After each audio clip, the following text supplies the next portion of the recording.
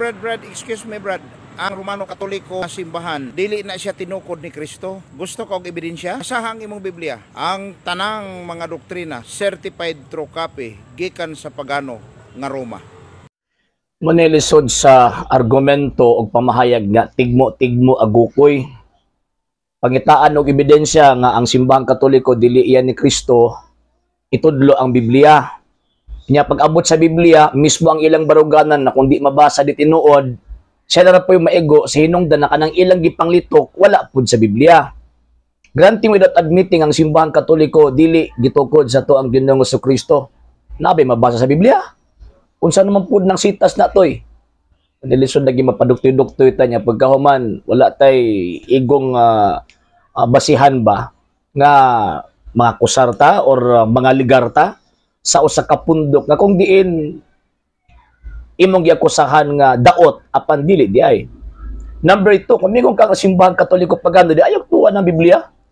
Kaya ang responsableng nagpagawas o nagdeklara niya ng simbahang Katoliko. Kung tinuod gyud mo nga dili mo sa simbahang Katoliko, din ayaw ninyo tuuhin ang Biblia oy. Number 3 points, wala pa mo dinnis kalibutan.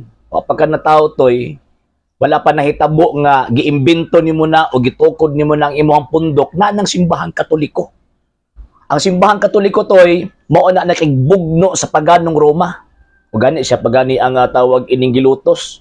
Mo bito nagsulat ni San Juan sa gipadayag o sa kada cryptic letter nga pag-atake niya dito sa gitawag og Roman Empire nga sumala pa niya ang gingharian sa kalibutan kaniadto nahimo naging harian sa Dios.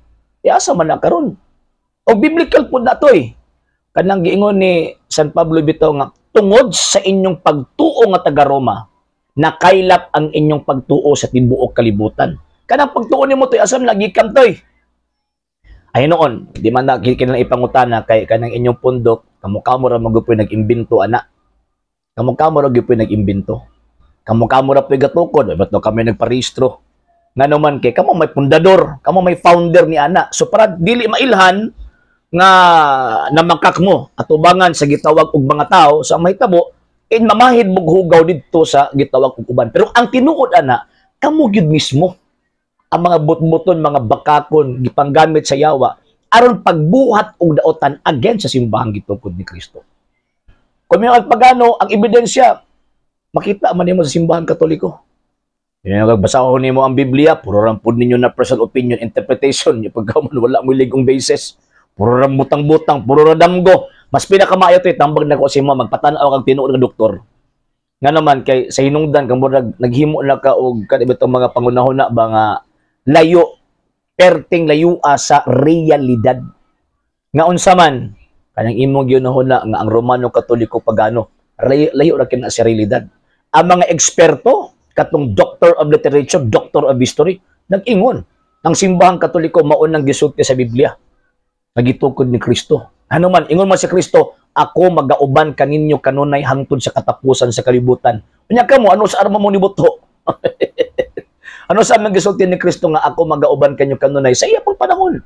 Buti pasabot sa iyang panahon hangtod karon wa na muhunong pag-uban.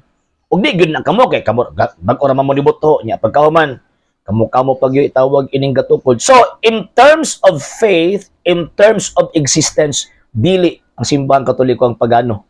Kamo ang pagano. Nga naman, kaya nagpatuo mo sa inyong kagalingon nga pundador, nagpatuo mo nga mura mong Kristo. Nga naman, kaya nag-act mo at bang kontra kang Kristo. Nagtukod-tukod mo inyo, nag-create mo inyo ang doktrina, nga wag gitudlo na Ginoong Jesucristo. And at the same time, nangulo pag yun mong sikta. Nagpaila mo nga, kamo ang tawag ining magtutukod, kamo ang dili na ma-apply toy. Muna nga mas pinakamaayo ti patanaw gyud og doktor kay lisod kaayo ng mangimbento tag butang, magunahuna tag mga butang nga wala nahitabo sa realidad. Okay? Sa hindi pa po nakapag-follow sa mga pages po natin, i-follow nyo po yung mga pages po natin, RJ Horolanciano II, TV Apolia Punto Argumento page, Kuya Apologist TV page, and RJ's Vlog 2022. And pwede rin po kayo mag-send po dyan ng Facebook stars. And also, sa ating po mga channels, sa hindi po nakapag-subscribe, i-subscribe po ninyo yung mga channels natin, The Lay Catholic, Apologist International Official, RJ Samuel II TV, Kuya Apologist TV, and Barrio Kawayan Religious Forum. And pwede rin po kayo mag-send po dyan ng super sticker, super chats, and super thanks. And maraming salamat po sa mga kapatid ko mga Katoliko na always pong tumutulong sa programa po natin. Maraming salamat po. Nang dahil po sa tulong at suporta po ninyo, ang programa pong ito until now andito pa rin po sa social media.